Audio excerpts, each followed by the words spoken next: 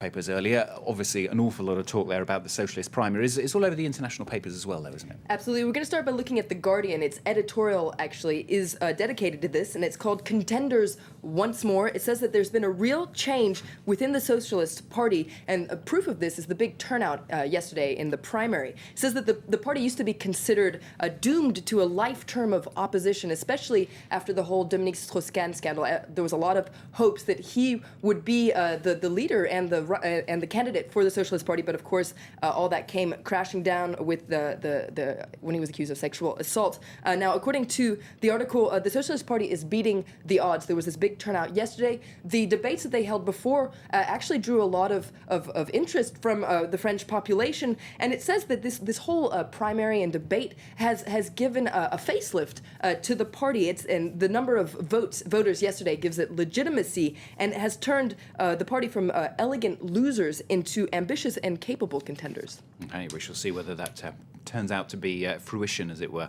Other news, the Occupy Wall Street movement, they're getting quite a lot of attention. They sure are. We're going to start by looking at some cartoons, starting in Gulf News, which is based in the United Arab Emirates. There you see, the cartoon is called Up Against the Wall, and you see a poor protester trying to throw a punch at a Wall Street fat cat who looks kind of amused about the whole thing. It's kind of like a David versus Goliath situation. There's also an interesting cartoon in the International Herald Tribune where you see protesters outside a businessman's office, and he is saying, "Put it all in pepper spray." So kind of a cynical view, this businessman making a buck off this situation. Now, the International Herald Tribune is their editorial is dedicated to this issue. They say that it's called the spreading rage against Wall Street. According to the International Herald Tribune, the protest reflects deep frustration over an economy that's not working and growing anger that no one in Washington is listening. Now, there's been a lot of criticism towards the movement saying that it's the same usual suspects and that they lack the marchers lack a clear message and a specific policy. But according to the International Herald Tribune, the problem is very clear. It's what these people are saying. There's the 99% of hardworking citizens versus the 1% who control the economy's wealth. And the International Herald Tribune says that this public airing of grievances is not only legitimate, it's an important end in itself.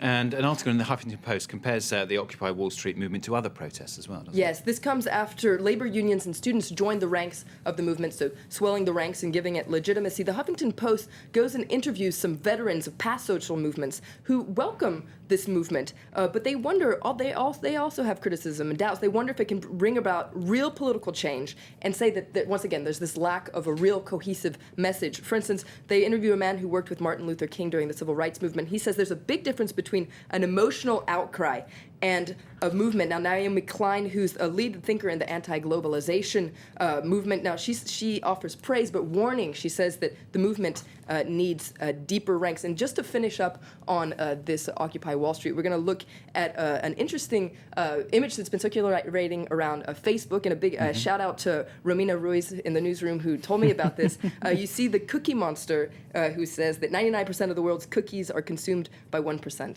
of the monsters. There you see it. Wonderful. Good stuff to have the Cookie Monster on TV. And from one Muppet to another, speaking of Sesame Street, the current crisis, the show that introduced a new Muppet, is that right? Explain what this is all about. Well, you just got a sneak peek at, there you see her. Her name is Lily. She was a special guest on last night's Sesame Street, a primetime 1-hour special called Growing Hope Against Anger. So don't call her the poverty Muppet. She's what they call food insecure. Basically, she doesn't have 3 square meals a day. According to a recent study by the U.S. Department of Agriculture, nearly 17 million children are hungry in America. So definitely seems like a sign of the recession that this new character is on Sesame Street. According to the show, it's aimed at educating young kids about the harsh reality of many Americans. But there's been some criticism, especially from the right wing, who say that it's brainwashing children into the dangers of capitalism. Lily the Muppet, wonderful stuff. And you just got time to mention the third Beatle, getting married for the third time. Third time's the charm for Paul McCartney. Just take a look at some of the front pages. She Loves Me, yeah, on the Times and the Daily Telegraph. All you need is love. So there you see Paul McCartney with his new wife, Nancy Chevelle. Very romantic stuff. Florence, thank you very much. Set Florence here with the international newspapers here on France 24.